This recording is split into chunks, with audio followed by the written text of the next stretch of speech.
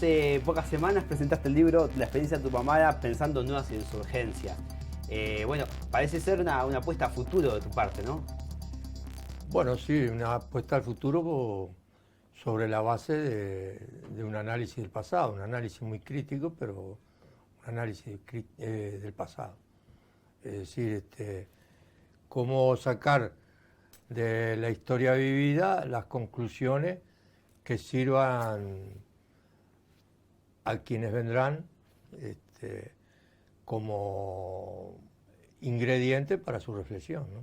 ¿El MLN tendría que haber hecho otra lectura de la creación del Frente en el 71? Porque lo vio como, bueno, como una aventura electoralista, ¿no? Lo vio como, sí, lo que lamentó el MLN lo vio como una expresión popular, ¿no? Pero lamentó de que se diera justo para las elecciones. El MLN en el año 71 apoyó críticamente al Frente Amplio e incluso hubo una especie de tregua unilateral por la cual se cesaron las operaciones militares para favorecer el desarrollo del Frente Amplio. En ese sentido actuamos con muchísima flexibilidad y olfato popular. Claro que después no percibimos, después de las elecciones del 71, no nos dimos cuenta que la gente en definitiva, al votar por el Frente Amplio un 18% y al votar otro tanto, un poco más, por Wilson Ferreira Aldunate, un 40-45% entre el Frente Amplio y Ferreira Aldunate, estaban buscando una salida pacífica al conflicto que se había instalado en el año 68. Hubo un divorcio ahí entre la sociedad y el MLN, Y ¿no? entonces ahí sí se produce un divorcio o se produce un distanciamiento. El MLN avanza a toda velocidad y la sociedad, el movimiento popular, hasta los sectores más radicalizados entre el movimiento popular, estaban haciendo un compás de espera, ¿no? ¿Qué tendría que haber hecho el MLN en el 72, a principios del 72? Y probablemente tendría que haber sido mucho más sensible a lo que la gente en ese momento, las expectativas de la gente en ese momento y haber sido más cuidadoso, como en los primeros años, ¿no? Porque el MLN hizo acciones durante los primeros meses, en el año 67 y 68, donde se cuidaba mucho de graduar la violencia que se empleaba para no romper con las expectativas de la gente, para no romper con ese sentido pacífico que siempre tiene la gente. La gente pues, quisiera los cambios profundos y los quisiera mientras está tomando mate en la cocina de la casa, ¿no? No quiere tener que salir a la calle a resistir y a que la policía le dé palo, no, quiere estar en la casa. Pero bueno, llega el momento en que no tiene más remedio porque justamente se sienta en la cocina de la casa y no tiene nada para tirar en el fogón. Creo que fue Garcés que definió su vida como un suicidio de clase. Fui yo en un libro de Garcés. Fue usted mismo. Yo mismo en un libro de Garcés. Bueno, Entonces supongo que estará de acuerdo. Seguro. ¿Por qué hizo eso? Bueno, en esas condiciones históricas, mucha gente que ha nacido en una situación social privilegiada, como me ocurrió a mí, pero además fueron muchos compañeros más, y compañeras sobre todo, ahí que ocurre que hay una solidaridad y por la cual uno se vuelca a favor del pueblo, ¿no? La gente queda colocada, como decía don Enrique Erro, en una disyuntiva, con el pueblo o contra el pueblo. Bueno, aquellos que nos volcamos a favor del pueblo, fuimos haciendo un proceso por el cual desarrollamos, hasta nos cambiamos, es decir, teníamos una cantidad de gustos, de maneras de pensar, de maneras de sentir, muchos sentimientos que pertenecieron a la clase social dominante y adoptamos los de la clase oprimida, ¿no? La manera de ver el mundo. Es decir, una cosa es ver el mundo desde arriba y desde Carrasco y bien comido, y otra cosa es ver el mundo desde el Bajo Valencia, mal comido y trabajando en alguna changa o en alguna empresa de seguridad, ¿no? ¿Y qué le decía a su familia? Y bueno, mi familia siempre me apoyó solidariamente, mi madre, mi padre, más allá de que no compartían mi manera de pensar. Yo, de todas formas, fuimos 3 hijos, no, los que nos suicidamos de clase, ¿no? Mi hermano también, lo asesinaron durante la toma de Pando. Mi hermana estuvo presa en la región número 4 hasta el año 78. Y bueno, y después está la historia mía. O sea que mi madre tuvo que dividirse entre los 3 hijos, el dolor por los 3 hijos, y además criar a mi hija, que ella fue la que lo crió, la que la crió. Igual, esos padres alguna responsabilidad tienen que haber tenido en ese suicidio de clase colectivo. Bueno, yo ¿no? me crié en un hogar muy politizado, muy politizado. Su padre fue integrante del Consejo Nacional del de Poder Gobierno, Ejecutivo, fue ¿no? senador, fue intendente varias veces en Minas, y, y en un determinado momento cuando se firmó, estando en el Consejo Nacional de Gobierno, cuando se firmó la primera carta de intención con el Fondo Monetario Internacional, recién murió el contador Assini, que fue el que la firmó. Mi padre renunció al Consejo Nacional de Gobierno, es decir, tomó una actitud radical en relación a lo que él pensaba. Él había ido al Consejo Nacional de Gobierno no para acordar con el Fondo Monetario Internacional, sino con un proyecto desarrollista. Entonces renunció. Entonces, tal vez ese radicalismo en las actitudes personales sí lo heredamos.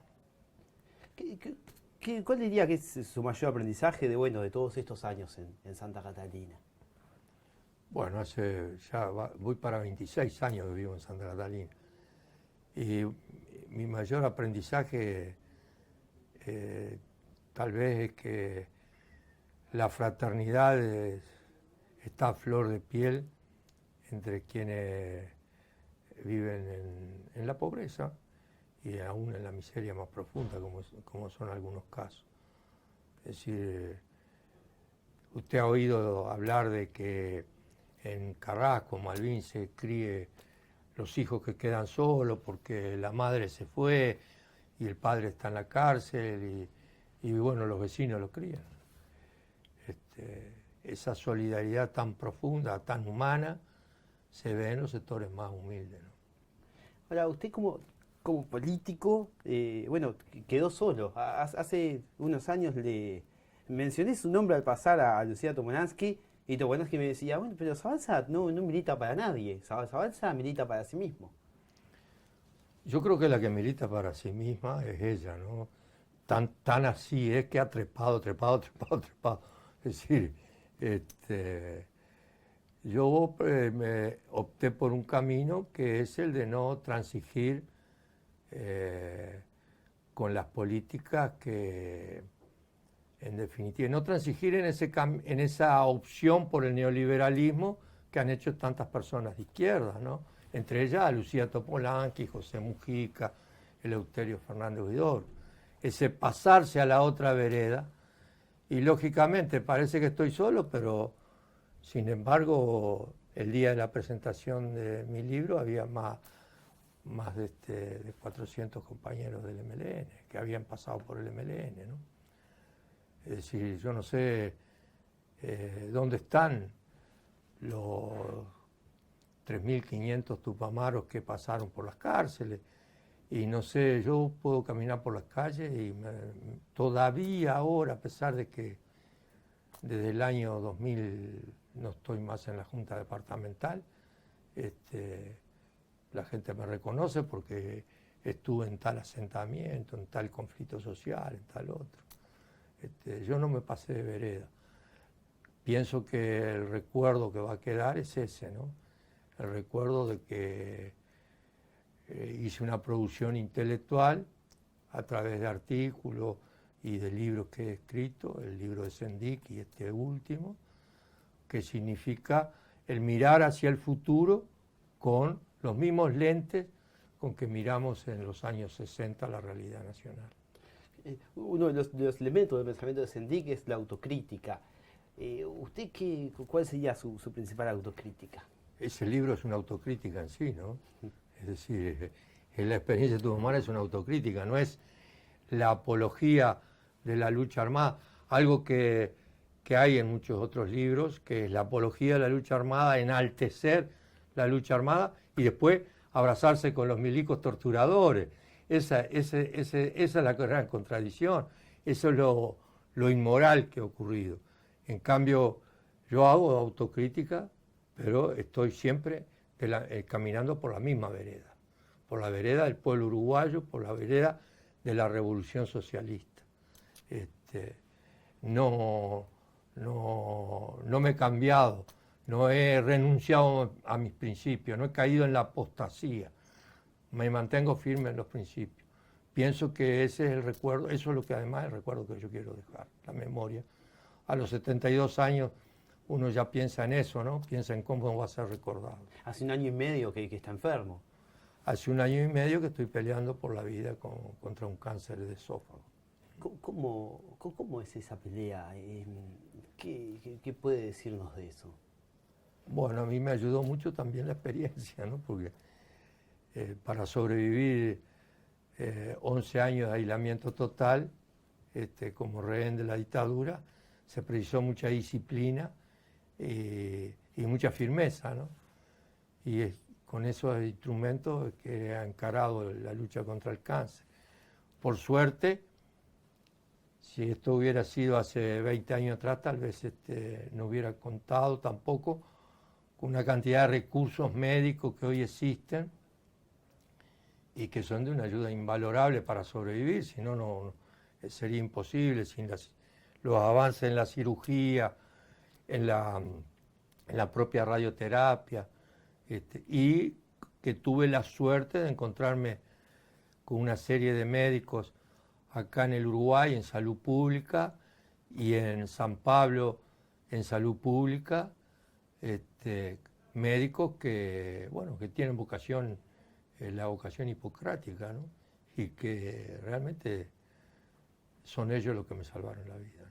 Bien. ¿Se imaginaba que le podía pasar esto o fue algo que lo sorprendió? Habíamos emprendido una vida de pareja, que teníamos enormes expectativas y proyectos futuros, que lo estábamos concretando, nos enlazaba un amor muy profundo y de repente esto es decir, el cáncer está ubicado en mi esófago, pero en realidad nos afectó la vida de los dos, ¿no? Es decir, la lucha que di yo la dio ella, la dimos entre los dos juntos, ¿no? Es decir, que la vida se me transformó. Y esa firmeza y disciplina que hubo que tener, también la tuvo Verónica, ¿no? O sea, fue tremendo, ¿no? Es decir, ahora salimos fortalecidos porque por suerte yo hace un mes empecé a comer recién, hasta hace un mes no comía. Entonces ahora tenemos la cara distinta ya. Ahí está. El papel de Henry Hengler debe haber sido fundamental, ¿no?, en todo este proceso. Y bueno, yo me enteré que un día ahí por septiembre del año pasado, el 14, septiembre del año 14, me enteré que me hicieron una endoscopía y me enteré de que tenía una herida con apariencia tumorosa y a las 4:30 de la tarde y a las 5 estaba con él. Es el brujo de la tribu.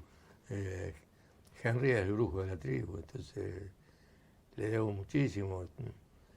Cuando los médicos en San Pablo me habían desahuciado porque después de la operación me agarré 2 bacterias hospitalarias, él decía, no, está sobreviviendo, está peleando, y indicaba ahí las señales que yo daba de que quería todavía seguir luchando, ¿no? Sí, le debo muchísimo. Cuando desperté fue las dos primeras personas que vi, a Verónica y a Henry, ¿no? ¿Cómo hace para compartir una mesa con Engler? Cuando Engler, yo qué sé, yo lo he visto en la calle Tristán Narvaja, en los actos del MTN. Y sí, ¿qué tiene que ver? Tenemos un gran afecto con Henry. Yo me siento un gran afecto por una cantidad de compañeros que no piensan igual que yo, ¿no? Por supuesto, ¿no? Durante todo este proceso me he sentado a la misma mesa con una cantidad de compañeros que están en el gobierno. Con otros no. Es decir, con otros no. Yo responsabilizo mucho a Fernández Huidobro y a Mujica por todo ese proceso y me he sentido muy alejado de ellos, ¿no? A mí me estalló en la cara ese cambio que hubo en ellos. Primero me sorprendió, ¿no? Sobre todo yo tenía una relación muy afectiva con Huidobro. Uno se sorprende de que empezar a descubrir ideas, no lo supe transmitir después al resto de mis compañeros ni a la sociedad, empezar a descubrir los síntomas que llevaban a las posiciones que él ahora ha exhibido sin ningún tipo de pudor delante de todo el mundo, ¿no? En aquella época estaba como oculta, ¿no? Pero dada la intimidad y el compartir los organismos de dirección y el tener que tomar decisiones en conjunto, yo me daba cuenta que algo estaba pasando ahí, pero como que no quería creerlo, ¿no? Hoy en día lo veo, eso es lo que ocurre siempre, ¿no? ¿A dónde fueron los $1.000 millones del agujero que quedó en ANCAP? Al capital privado. ¿A dónde van? Porque esos $1.000 millones no se evaporaron, fueron a empresas privadas, al capital privado. Y sin embargo Mujica tiene a todo el mundo convencido de que esas fueron inversiones para defender las empresas públicas, porque las empresas públicas son necesarias para el desarrollo económico. Estamos todos de acuerdo en eso. Sin embargo, su acción, contradictoria con el discurso, favoreció a las empresas privadas. Le regaló $1.000 millones al capital privado. Pero él sigue con su completamente verso, de defender las empresas públicas. Y tiene a todo el mundo convencido de que él hizo inversiones para defender las empresas públicas. La regasificadora, ¿qué defendió a las empresas públicas? No, le regaló unos millones de dólares a varias empresas privadas. ¿Usted cree que Mujica miente abiertamente? Yo creo que sí, que él ya no distingue muy bien lo que dice y hace todo lo contrario. Va a las Naciones Unidas, se sienta allá, hace un discurso defendiendo atacando el consumismo y demostrando los males del consumismo. Viene al Uruguay, se sienta en el sillón del presidente de la República y promulga la ley de bancarización, que es una ley promotora del consumismo en el Uruguay. En el libro se analizan las raíces políticas e ideológicas de ese pensamiento que ellos hoy en día manifiestan, ¿no? Y que lo lleva a deformar la realidad. En el libro se analiza desde las discusiones en Punta Carreta sobre un proyecto de borrador de un documento 5, en el cual ya existían en germen esta manera de pensar de Fernández Huidobro y de Mujica. Es decir, en aquella época nadie lo percibía. Yo hubiera dado la vida por cualquiera de ellos dos. De hecho, hubo compañeros que dieron la vida para proteger a otro compañero. Y bueno, tal vez lo peor de ese transvestismo ideológico haya sido el olvido de de quienes dieron la vida, el olvido de quienes fueron desaparecidos, el olvido de los miles de torturados que hubieron y la banalización del heroísmo, porque hubo decenas de compañeros que murieron en la tortura. Hubo más de 25 compañeros que murieron en la tortura resistiendo. Y en lugar de enaltecer ese ejemplo, lo banaliza. Mujica lo llama una historieta en lugar de llamarlo una historia. Claro, como una aventura de su juventud, ¿no? Como algo que fue intrascendente. Se olvidan, es decir, se olvida por qué Raúl Sendic no tiene un lugar en la nomenclatura de Montevideo. ¿Por qué? Si fueron los dueños del país, los dueños del gobierno durante varios años. Tendría que tener algo que lo recordara y que sirviera como símbolo para que la juventud, las futuras insurgencias, lo tuviera como ejemplo, ¿no? A Raúl Sendic. No, lo enterraron nuevamente, lo encerraron en un cajón y no quiere que haya nada que simbolice el espíritu de rebelión, el espíritu de socialista que representaba Raúl Sendic. Ellos no quieren que haya nada de eso porque su papel hoy en día es desalentar y aplastar, postergar las rebeliones populares. ¿Cuál ha sido su principal error desde el punto de vista político-ideológico? Y yo pienso que el principal error de mi vida fue haber, a la salida de las cárceles, no haberme dedicado a la vida familiar, a reparar y reconstruir los lazos con mis amistades y con mi familia y arraigarme en el trabajo, en la vida sindical. Lo empecé a hacer en la ciudad de Minas, pero por muy breve tiempo no me cambió la cabeza. Y yo seguí enroscado en la pequeña vida de aparatos partidarios durante años. Porque usted, por algunas cosas que yo he leído, como que descubrió todo un mundo, ¿no? Con Verónica Engler y con esa nueva vida. Por supuesto. Por supuesto lo descubrí. Si nos hubiéramos conocido 20 años atrás, lo hubiera descubierto antes, tal vez. ¿Y te parece que ese espacio tal vez sea un espacio más fértil para la revolución que los aparatos sindicales, o lo estoy malinterpretando?